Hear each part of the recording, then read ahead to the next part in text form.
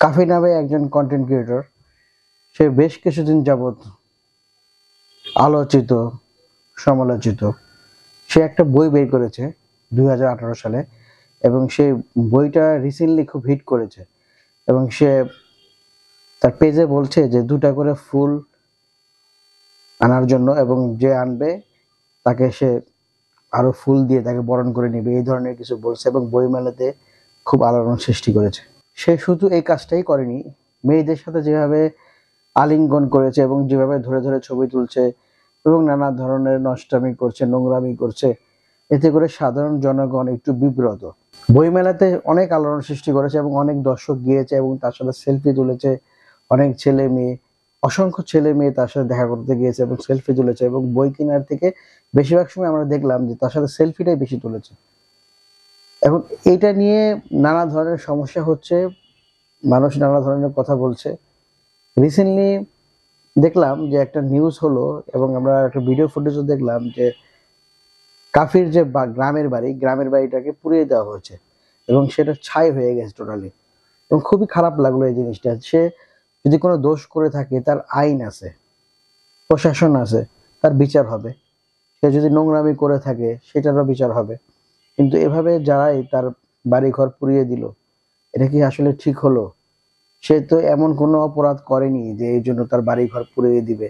এবং এই বাড়ি ঘরের মধ্যে তার মা বাবা, ভাই বোন, ভাস্তা ছিল। যে কোনো সমস্যা, তারা যদি বের হতে না পারতো, তারা কিন্তু মৃত্যু হয়ে যেত এবং তারা মারা যেত। এবং বাড়িটা দেখলাম যে অবস্থা, আমরা দেখলাম ফুটেজে, টোটালি পুড়ে গেছে।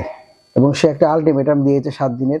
7 দিনের মধ্যে যদি এই যে সরকার বর্তমানে রয়েছে সেটা পদক্ষেপ না নেয়, সে নতুন একটা দল গঠন করবে, এই ধরনের কথা বলেছে। অলরেডি উনি কিন্তু ভালো সাড়াও পেয়েছে।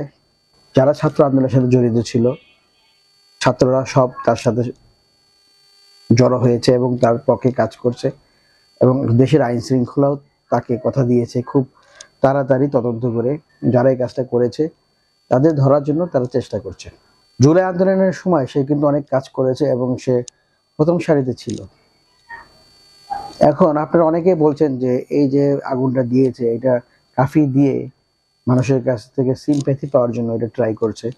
এবং মানুষ কিন্তু আসলে আগে যেভাবে তাকে মূল্যায়ন করতো, বেশ 3 মাস যাবত সে কন্টেন্টগুলো যে বের করছে, যে ভিডিওগুলো সে মেক করছে, একবারে মানে অখাদ্য।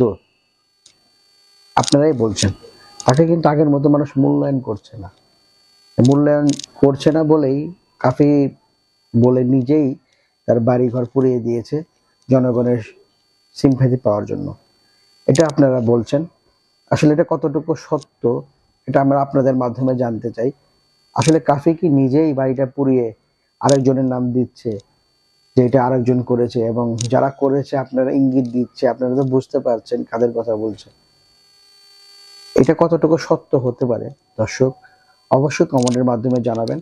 আমরা আপনাদের কমেন্টের অপেক্ষা রইলাম।